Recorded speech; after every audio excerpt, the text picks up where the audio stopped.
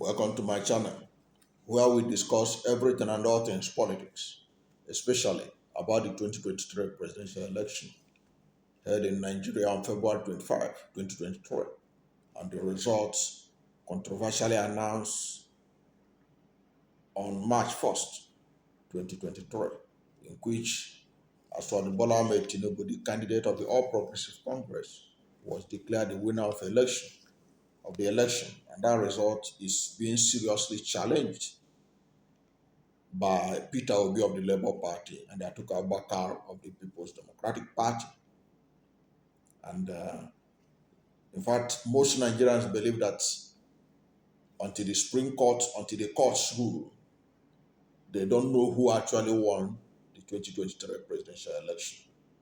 That was why you have had Bishop of Sokoto, Bishop Matthew Hassan Kuka, saying that Nigeria need a VAR to find out who actually won the election, weeks and months after the election took place. So right now, most Nigerians do not accept the result of the election. That's why you see people are just watching to see what the court will do. And that is why the hashtag all eyes on the judiciary is trending in Nigeria, online and offline. And Nigerians have never shown attention to a presidential election petition like they are doing right now.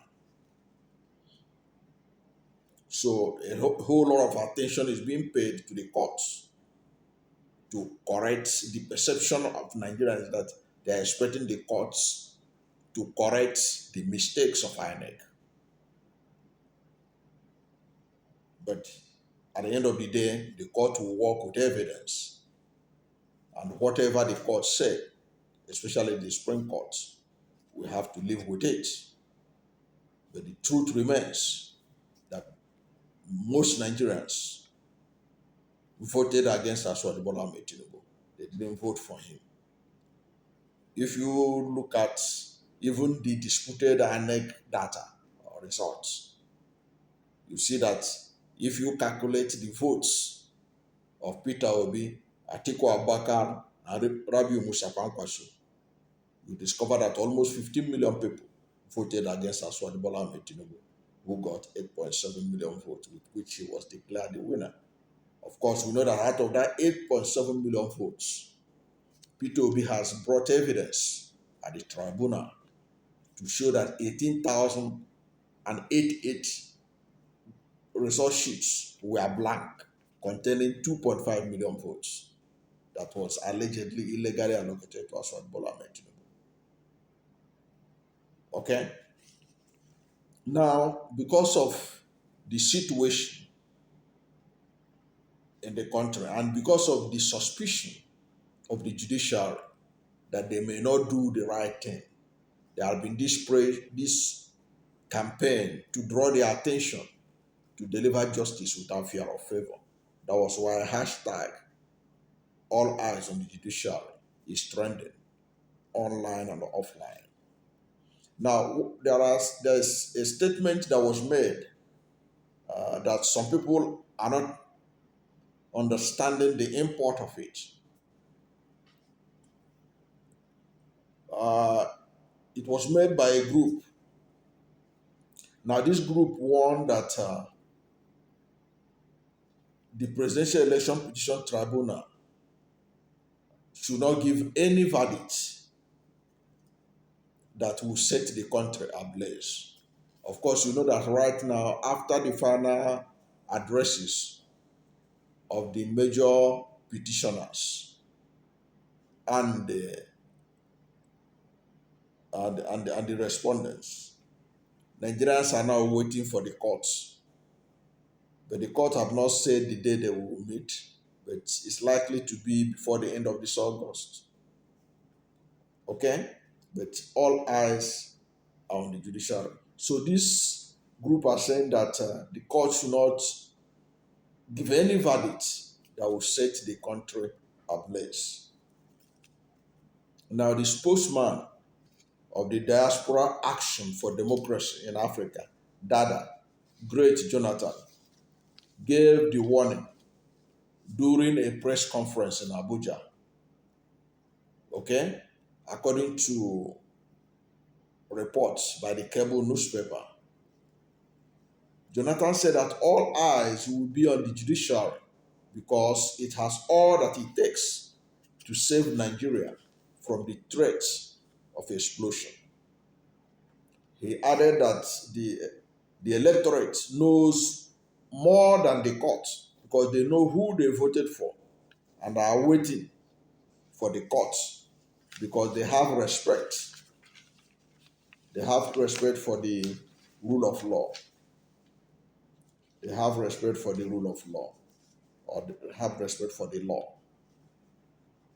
Now, quoting this Jonathan, this is what he said. But since it is the prerogative of the court to ensure that truth and justice prevail each time they are disputed, to make room for peace and harmony, the court has been given enough evidence to prove the real winner of the 2023 presidential election. Arising from our discussion with a wide array of Nigerians is the fear that the judiciary needs to be cautious because if their verdict fails to satisfy the requirement of justice, it may detonate the youth's simmering anger and set the country ablaze. Now, if you look at the headline, it gives the impression that there could be implosion if the right thing is not done.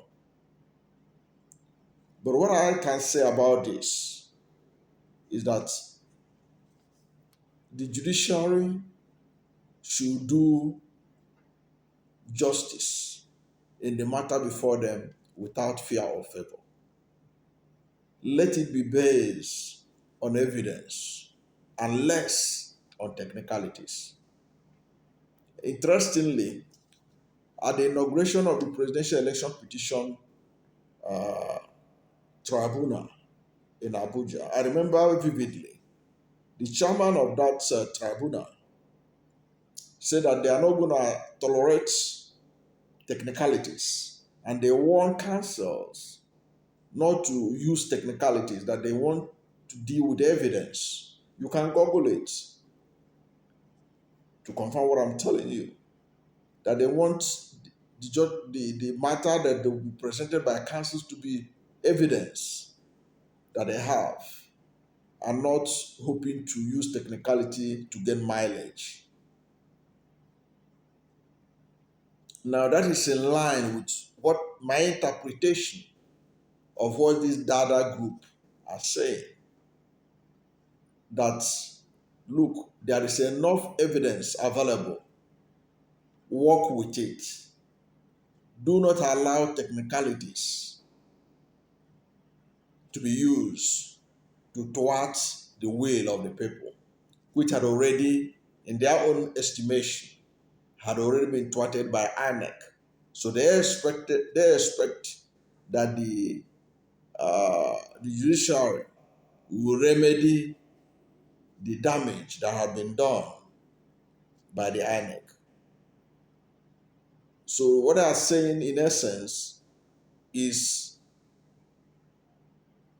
the peace of the country right now is the peace of the graveyard. That if the right thing is not done, okay? They didn't say any specific what they wanted is the right thing, but what they are saying, from what I've read, is that the verdict must be able to satisfy and must be seen to satisfy the expectation of the public. There is a way you deliver a judgment. Even the loser will be happy that he lost. Even the loser will know that he lost. And he will go and prepare for the next election.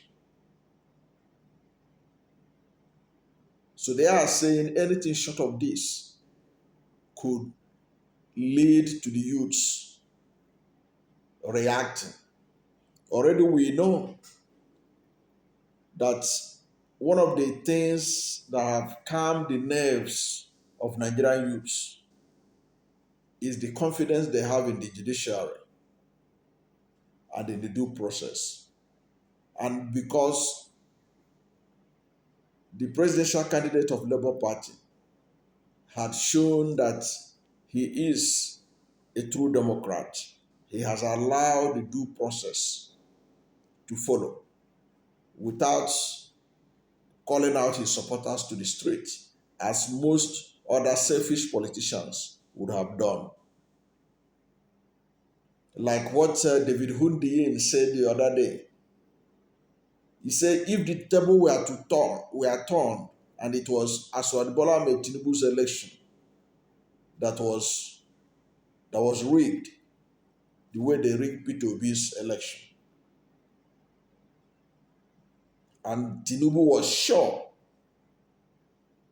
that he has the people behind him, he won the election, that Tinubu would have called his people out to the street. That's what David Hundiyin is claiming.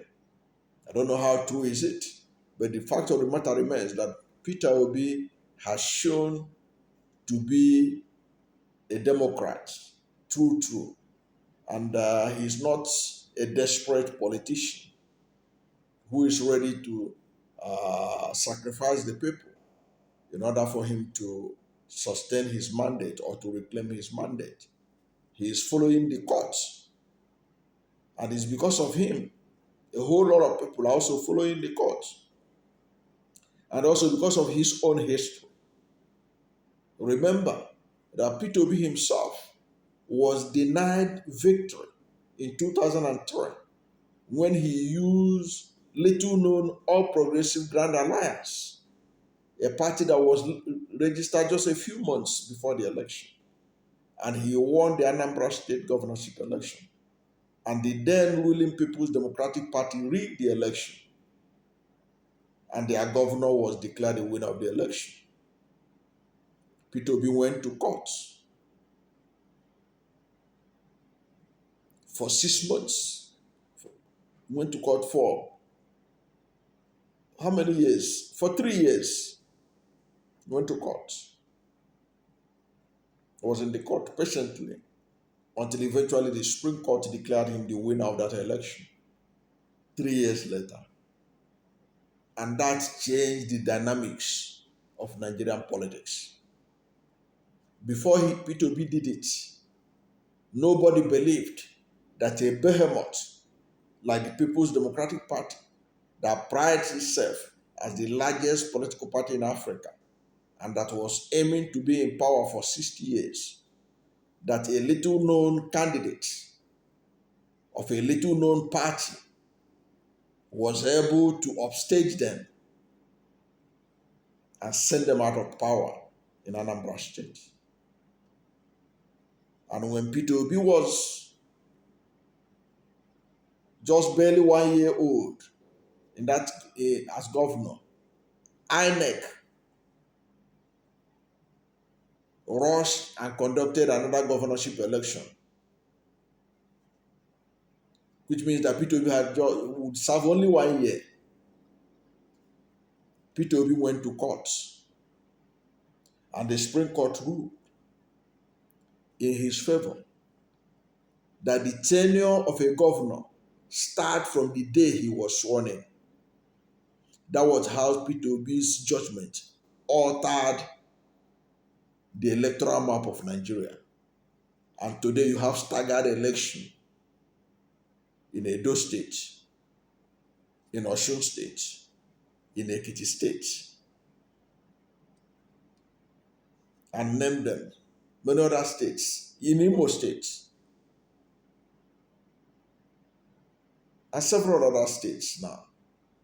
So governorship election now do not take place in the whole country at the same day, because a man dared to challenge the status quo.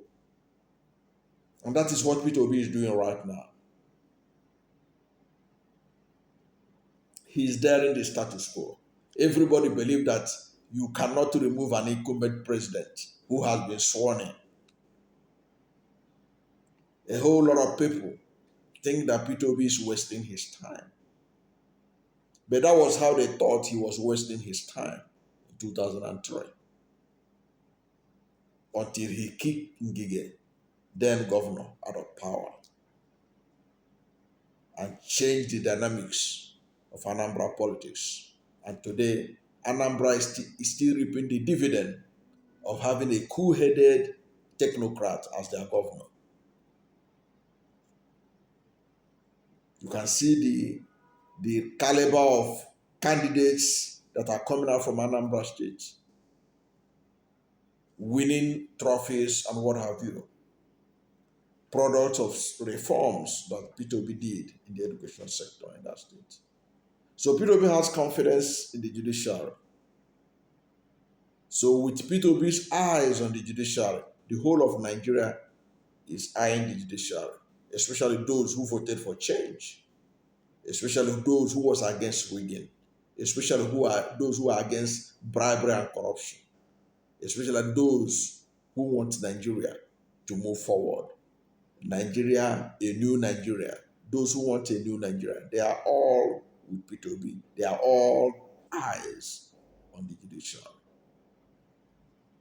So when you hear these guys talk about that there will be implosion and all that, don't take it literally. To me, it's an expression of the kind of anger that are being suppressed because people are still patiently waiting for the courts to tell them which way to go. But already there are people who are preaching that whatever may be the outcome of the presidential election petition, that the country has to move forward. Of course, but the country will move forward with the judiciary giving convincing evidence that the justice is delivered makes sense, and they should be able to put it in writing to convince Nigerians that that's the best they could offer and that they were not influenced by any external factor. Already there is a red flag. You heard about the chairman of Election Petition Tribunal in Kano alleging that some of their members of the justices within them are being bribed, there are attempts to bribe them to change the cost of justice. So these are the kind of red flag that when you hear it, you begin to wonder, are there other things like that also taking place in other jurisdictions within the electoral petitions around the country?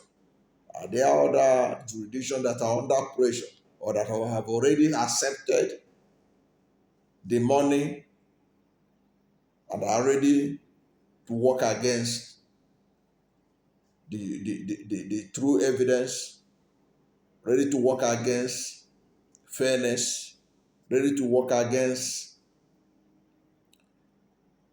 the true winner of any election in all the election petition tribunals across the country? Now, these are the reasons why people are agitated. These are the reasons why people are tempers are running high, but are being cool because they are waiting to see what the court will do. But my own take in it is this, that Nigerians should have confidence in the judiciary. That if Peter Obi has confidence in the judiciary, the obedience should have confidence in the judiciary. But what they have to do, keep on piling the pressure, reminding them to deliver justice without fear or favor. Deliver justice, no matter whose ox is God. That is the least the judiciary can do for Nigeria. And that is the least they could do to save our democracy. They should not pander to those who hijack Nigeria's democracy and want to destroy it with their greed, with their corruption, with their ineptitude. Thank you for watching this video. And if you are new to my channel, you have not yet subscribed to my channel, please subscribe to my channel. Hit the subscription button, hit the notification bell. When you subscribe to my channel and hit the notification bell, anytime I have a new video, you'll be among the first to know. God bless you. And please don't forget to like this video, because when you like it, Google will rank it high and recommend it for more people. Thank you, and God bless you and yours.